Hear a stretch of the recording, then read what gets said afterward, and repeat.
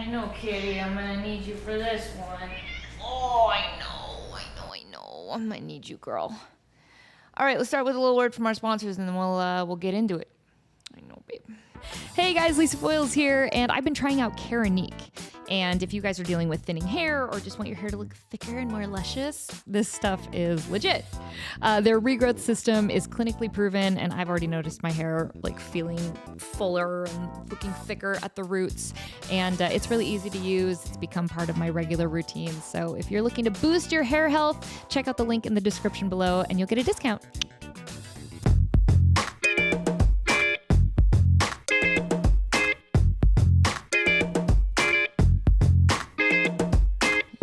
Yep, I'm wearing black, and you're a white cat, and we all know what that means. Oh boy. Man, I looked so good before I started filming too. I was all lint rolled, and then you just came and had to ruin that. What do you have to say for yourself? That's what I thought. All right, we're recording, everything's going. What's up, guys? It's episode 105. And I hate that I'm doing this episode. I hate that I'm doing this. It was episode 95 that I did an episode about Kiana, who was a former cast member of All That. She was a cast member for season 10, and she tragically passed away in like the most unimaginable way possible. It was awful. You can read about that on your own. But it's really, really tragic, and it broke my heart, and she was such a sweetheart. And yet, here we are at episode 105. We're talking about Christy, you know? This one hurt a lot. This one hurt. And if you guys follow me on social media, then I didn't shut up about it. Maybe I should have, right? Like, maybe I said some things I probably shouldn't have, in the sense that I was really mad at myself. And not that I was trying to make any of this about myself, but I had a lot of feelings and I just needed to get them out. And so I said them. We'll get to that. But basically, I got to do an episode about Christy. I got to do one. Christy Knowings I loved her so much. Breaking news. I'm Brenda Stone. More's when it, no whites are got, you die. This doesn't make any sense. What is this? Oh,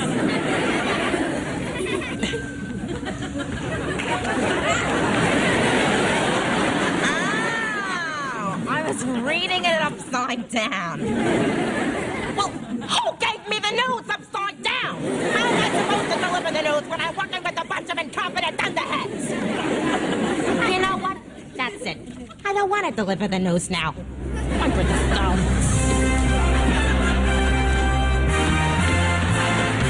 She is one of the best young comedic females to ever live. So she joined All That, I believe in 1997. She was on All That for 3 seasons.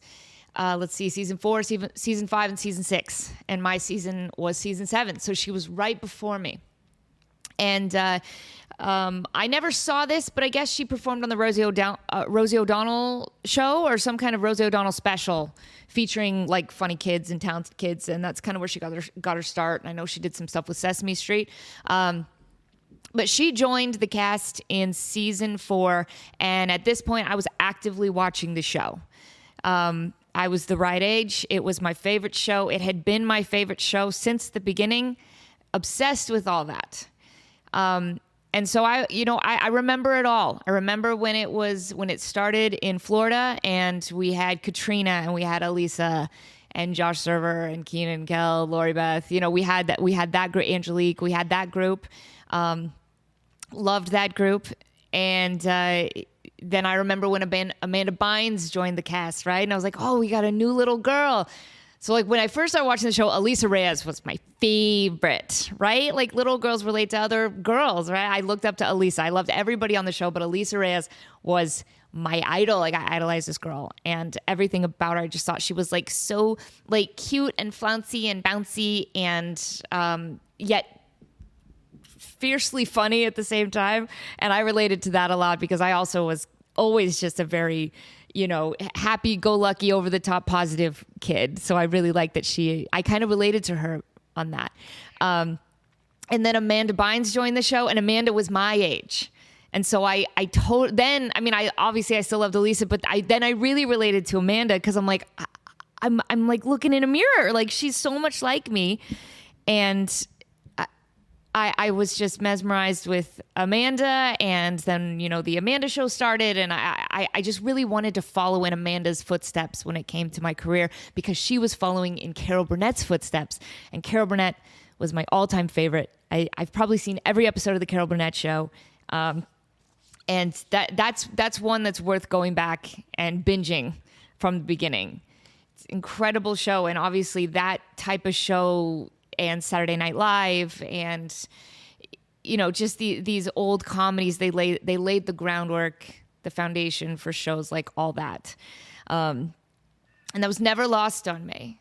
In fact, one of the reasons the producers brought Phyllis Diller and Buddy Hackett onto our seasons as a guest stars because they knew I was obsessed with old comedies and old movies, and like, I didn't care so much about like, the Ushers and the Justin Timberlakes of the world. Like when Phyllis Diller and Buddy Hackett came on the show, I was like starstruck. Like to me, those were movie stars, right? Those were celebrities. So yeah, I was all about Elisa and Amanda. Again, I loved everybody, but when you're a kid, you always you identify with one person on a TV show, and that kind of, you're like, I'm them, right? Like, and then I remember when the cast was getting a little bit older and they were making some changes, and obviously Amanda had to go do more of her Amanda show stuff. She was still on the show, but she was famous in her own right. They were changing up the cast a little bit, and they brought in Nick Cannon at one point, who was so great, and Gabriel Iglesias for season 6, I believe. I'm getting ahead of myself. But I remember when they brought in Christy Knowings. And your girl suddenly had a new favorite. Like, oh my gosh, you guys. Christy Knowings. This girl. I loved all that because it was a bunch of kids being funny, and kind of just like you and your friends. Sometimes they're funny and sometimes they're not, and they're trying out different characters, and sometimes they work and sometimes they don't. But that's the beauty of the show, is you get to see it all, and you got to see Keenan and Kel just grow and grow and grow through the seasons and get better and better and just develop that powerhouse duo buddy comedy that they had. I mean, when Katrina was in my house and I did that show with her, when I interviewed her for my old YouTube channel, or my current YouTube channel, just the old shows I used to do. She told this great story about just the magic of being around Keenan and Kel, and how they could just kind of look at each other and communicate without words. They could just communicate with like, and suddenly they developed a character out of just doing that. And obviously, like Josh Server, just the way that he got better and better and better through the seasons, it was so fun to watch. But Christy just seemed like she had it from the beginning. She just seemed like she just was almost just a step above everybody else. I don't know how to explain it. Like she definitely had prior experience. You could tell she was comfortable. I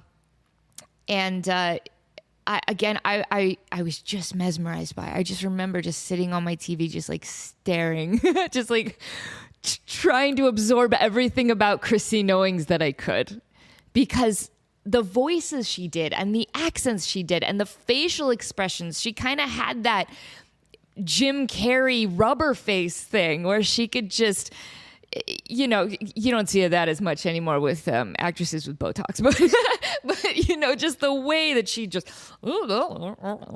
could move her face around was insane to me. I loved watching her, and it was the next generation, or the next iteration, I guess, of all that. And I believe that it seemed, I mean, Amanda kind of first of all, but it was Leon and Christy and then Nick Cannon and Gabriel, they did it first where they had to fill the big shoes of the cast before them. So you know what? Me and my cast are always over here moaning and complaining about how like we had to fill those big shoes and there was such big, high expectations and the bar was so high and, but I never stopped to consider that Christy did it first, right? So maybe I should just shut up about that. Because not only in fact, she may have had it harder than we did because she was joining an already established cast and had to develop chemistry instantly with them. Oh, and Mark Saul. I forgot about Mark Saul. Yeah, Mark Saul was right there with her and Leon. They had to step on set with the comedic giants that was Keenan, Kel, Josh Server, Amanda Bynes. Like they had to join into this already fluid working machine and somehow, add to it, mold into it instead of standing out. Because it's, what it's like. I'm sure you've moved to a new city. You've gone to a new school. You've gone to a new job. It takes time to develop friendships and relationships with a new friends group, with a new group of people. But not in Hollywood. You don't have the luxury of that kind of time. If you join an already established cast of characters on a successful TV show, you better blend in immediately or you're done. It's just the business of it. It's not harsh. I'm not trying to say that, that they threatened us on all that or anything. It's like, you better be good or we're going to fire you. That's not what I'm saying. And that never happened. Those words were never spoken. It's just the nature of Hollywood that had been working that way since before any of us were born. That's just the way it works. Same thing with any entertainment industry. It's just cutthroat. It just is. And you have to understand that going into it. So she didn't have the luxury of time. I don't know what kind of prep they did before they started filming season 4, if she spent a lot of time with the cast, if they did any kind of like improv exercises together, trust exercises, kind of like my cast did. I talk about that a lot, about how weeks before we filmed our first episode for season 7, they got us all together in a room and we had 3 days of sort of like a comedy boot camp where we did lots of improv exercises together and just we laughed together, we cried together, we just really got to know each other and became vulnerable with each other before we were ever working together in front of cameras. Because then that just made us all much more comfortable to try stuff and be dumb and like not be afraid to make a fool of ourselves. I can't imagine walking on that stage and being in a sketch with Keenan and Kel, hoping to not make a fool of myself. Oh my gosh, you guys. I got goosebumps just thinking about it. I was already intimidated when we started filming season 7 just because I had a room full of producers and Nick studio heads, but I didn't really know them, right? Like they're my bosses, but I didn't know them. If Keenan and Kel were sitting right next to me on set, that would have intimidated the crap out of me. And yet it didn't intimidate her. You could just tell. She was so comfortable from the second she stepped on that set. She was amazing. In fact, I don't know how many I can download and put into this episode, so you might have to just go do the homework yourself. I was having a little trouble downloading some YouTube videos this morning. But I sat and probably I didn't even mean to do it for this long, but I wanted to go back and rewatch a bunch of the old Christy Knowings sketches that I remember watching as a kid just to see them through fresh eyes and kind of remember her. And I meant to do it for about 15 minutes and I sat there for 2 hours. And I watched a ton of episodes from season 4, season 5, season 6. And it was like I was a kid again. I'm getting emotional. I didn't sit there and watch them through the eyes of an adult, through the eyes of somebody who has also been on all that. Like I wasn't watching him just like, oh yeah, us cast members were so funny. I watched it like I was a kid again. And I was remembering seeing it for the first time. And, yes, it's a TV show. Yes, it's Nickelodeon. Yes, it's silly things. Yes, it's being pied in the face. Yes, it's putting on wigs. But that it was more to me. It was more than that to me. It defined my entire career and life. Like right now, I'm staring at the plastic all that sign that was in the stage. We had inside of our stage, we had these neon all that letters and the big face around it and the plastic overlay that went over the neon letters. I took that home after the show was over, and I'm staring right at it. And just to think of all the celebrities and all the former cast members that all stood in that circle, like Britney Spears stood on that circle, Justin Timberlake, Usher, Bare Naked Ladies, Danny Tamborelli, Frankie Muniz, Keenan Cal, all of them. Like I'm staring at a circle in my house that all of those people stood on. So I'm just sitting at my computer and I'm just watching them all and I'm laughing, and some of it I remember and some of it I don't. A lot of it just sparked memories.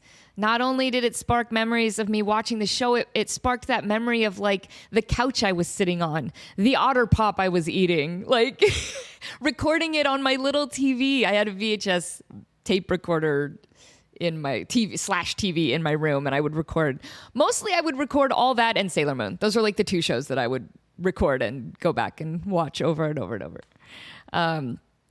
It's almost like I could remember the smell. Like I could remember my mom in the kitchen in the background clinking with the dishes, like also laughing when she would hear funny jokes. My dad coming and sitting next to me and watching some of the sketches. Like it took me back. It was a nice little time travel that I did today, and that was because of Christy.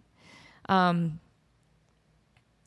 I hate that people have to die in order to get their flowers. And that was what I was referring to before when I said I was a little outspoken and maybe a little whiny on Instagram. I was posting when I found out. I was posting some photos of her, and I posted a video of her of one of my favorite characters that she did. I'm Brenda Stone, and this is Breaking News. She kind of had this like Fran Drescher accent, but it put her own spin on it. And I posted this segment about her delivering the news, but like she couldn't read the words on the paper, and she's like, "What is this? What is this?" And then a crew member, who I recognize the crew member, comes on and turns it upside down, and she's like, "Oh, it was upside down. Who would give me the news upside down?" Like, just that character was so good. So I was posting videos and posting pictures, and I was, wrote my caption of everything I'm saying right now about how she was so incredible, and I was just infatuated with her way of acting, and then like a day later, I posted some text in a story that was basically just saying, I loved her so much, and I never took the time to tell her. There's video evidence of me telling Elisa how much I adore her, and how much telling Katrina how impressed I am by her entire career and her life and her comedy. Like I've gushed over all of these former cast members to their faces several times. But I never did with Christy. I never told her. And I was trying to remember why. And I think it was because I only interacted with Christy a couple times in person, and it didn't feel like the time, right? I remember being starstruck when I met her, and so I ended up just being friendly and cordial and polite and, surfacey and so nice to meet you and blah, blah, when all I wanted to do was just gush, just fangirl. Like, oh my gosh, Christy, I love you. You have no idea how much you changed my life, my career. Like, you Brenda, like, oh, you're whatever girl. Like, it set the stage for my sketch, and like, I stole this move from you and this, and like, I wanted to do that, but I didn't want to be weird, right? I didn't want to freak her out. And so, okay, yeah, maybe I can use that as an excuse for why I never told her in person, but I had a lot of times to do so on the internet, on social media. I had the opportunity and I didn't take it, right? I'd see her social media posts pop up, seemed like she was doing well. She was so artistic and creative and beautiful, like just gorgeous. And I know she's still friends with everybody, like her and Elisa are friends, her and Angelique, you know, you know, I still always got that little starstruck feeling every time I saw her on my feed, but I didn't message her, right? I could have. I definitely could have.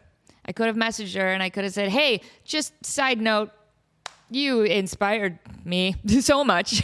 Like I wouldn't have had a career if it wasn't for you. And I just didn't do it. And now I can't. And I said that in my Instagram and I was just like, now I can't. It's my own fault. And it's my own stupid fault.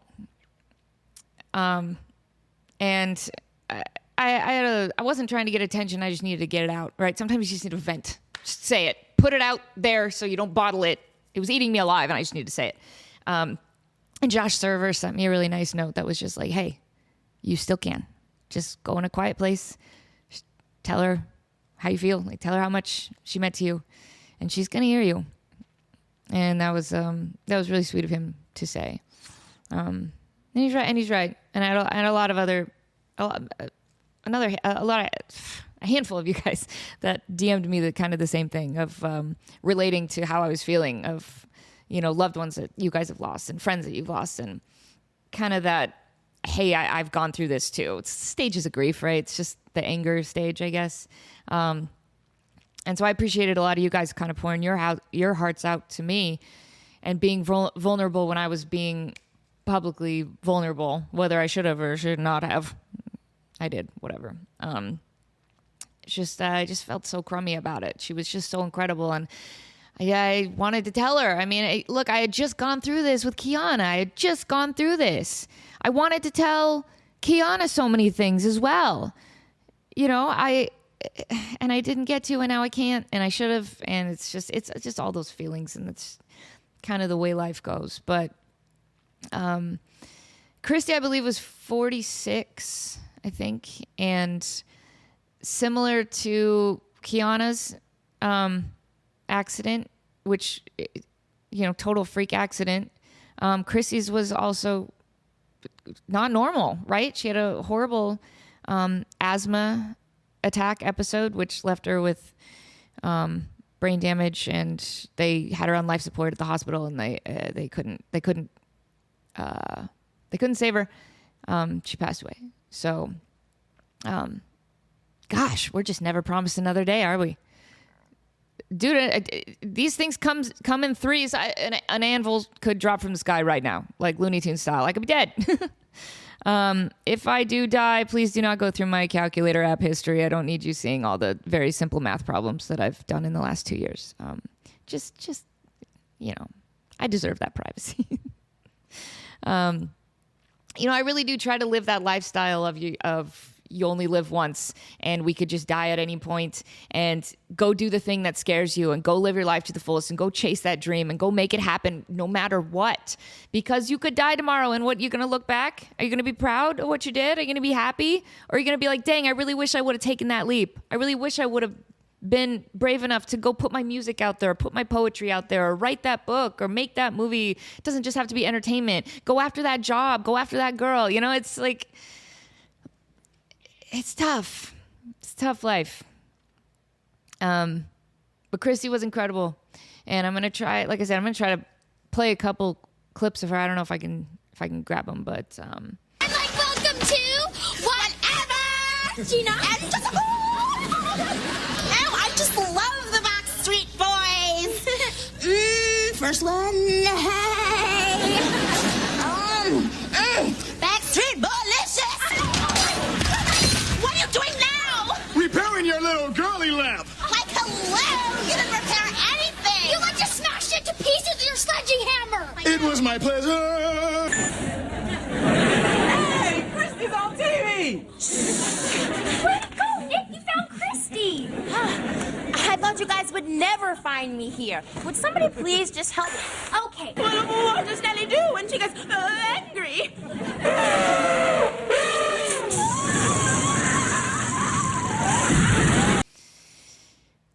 oh, guys. First Kiana and now Christy. It's tough. It's tough. There's a lot of people who have been child actors And all of their experiences have been different, but there is kind of a bond that we share having grown up in front of the camera at any level of success. Whether you were on a TV show for one season, whether you did indie movies, whether you were in multi-million-dollar blockbuster Avengers movies, like it doesn't matter. Like it is a different childhood than a normal childhood. And especially the cast of all that, like we shared that experience. We were a family. Yes, I was a family with my cast of my seasons, but I also consider everybody from season 1 as part of my family. I mean, Keenan still talks to me, right? He commented on my Christy post, and Josh was messaging me, and I still talk to Mark and got to reconnect with Mark and he and I were on all that newest reboot, the 2019-2021 that COVID destroyed. But even those kids, right? That new cast, I got to bond with them and I still talk with them. It's just this cool family where we have shared experiences and we all really, really respect each other. And so when we lose not only one, but two, it just does not feel fair. It's not fair. It's my family, guys. But Elisa, so the way I found out was Giovanni called me the morning it happened. Before it went public, she called me that early morning with Brian Hearn on the phone, and she told me, and the three of us kind of, had that moment of silence and talked with each other about some memories and, and then after that, Elisa Reyes called me, left me a couple really sweet voice notes, and she had some sweet stories to say about her and Christy, how she had seen Christy not too long ago. They did a yoga class together and wanted to collab and had some plans, and so I love that they were two generations as well from the show, but they became friends and they bonded. So it just sounded like Christy was just full of life as ever, and never stopped being creative and putting herself out there and continuing just living her lovely life, which I love to hear.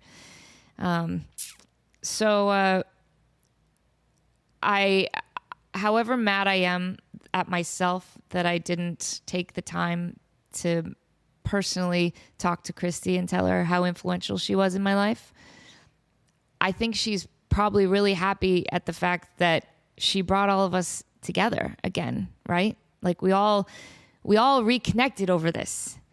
And I like to think she's looking down and she's pretty happy about that. Because let me tell you, I'd be happy about that, right? Like, I don't want people crying when I die. I want people watching some of my old sketches, and I want my cast to come together and throw a party. And just the idea of all of us hanging out together again, whether I'm there or not, warms my soul so deeply. Even when I see all that reunions that I'm not involved in. Like I said, if I just see, the cast of season 1, or even just two or three of my cast members hanging out, I'm jealous every time because I want to be there, because I want to be with these people. But I'm so happy that they're together. And I bet she's pretty happy that it brought us all together. And gosh, I'd like to say I wish she could see all the very nice things everybody's saying about her, but I know she does. I know she hears it. I know it's getting to her. But yeah, I know that not all of you know me from all that. You know me from other things, but it was just such a huge part of my life that I'll never stop talking about it. It really was just so impactful. I really encourage you to go back and watch some old episodes of all that today. It's so fun. You're going to laugh so hard. Nick Cannon and Keenan as the Quickie Mart divas. And there's one that they did with Christy. It's so funny, guys. They were so funny. But yeah, Christy deserves an episode. I miss you, Christy. I miss you, Kiana.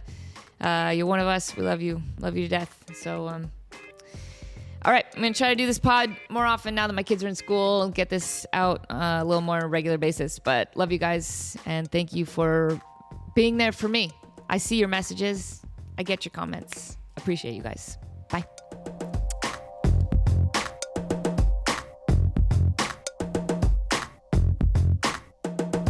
Uh-oh. This camera has a little smudge on it. Don't worry. I'll repair it. No! Wait! Don't repair! Stop! No! Repair! No! Wait. There. I repaired it. Oh, thank goodness. Oh, yeah. Uh-oh. I missed the spot. Ah!